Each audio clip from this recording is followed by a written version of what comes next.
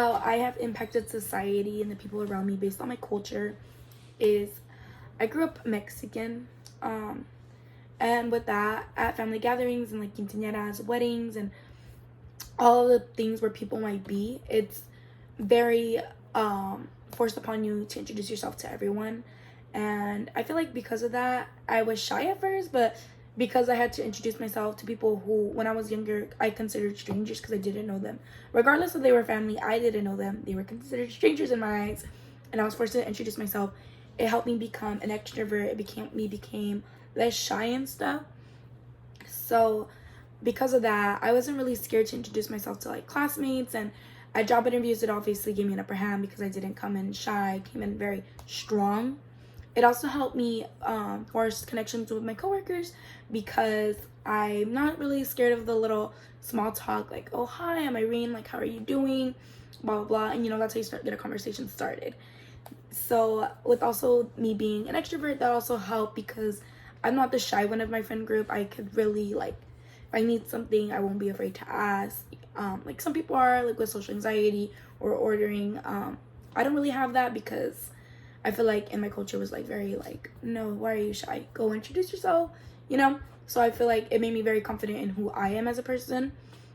Another thing is growing up in the Mexican culture, I don't know if it was just in my family and stuff, I feel like I was kind of born to have like tough skin and not really listen too much about what people are saying.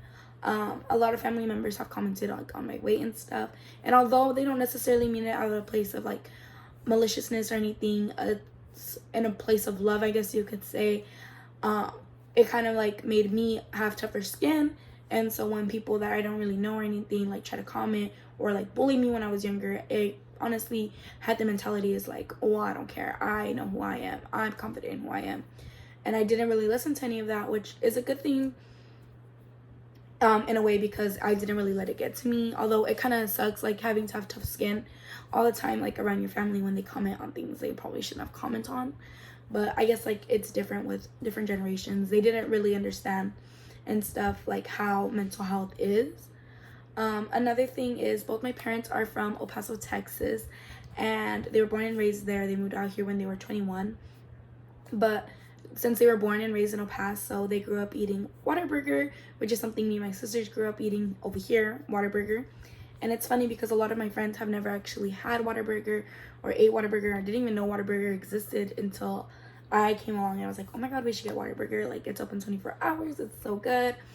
And all my friends do like Whataburger now because of me.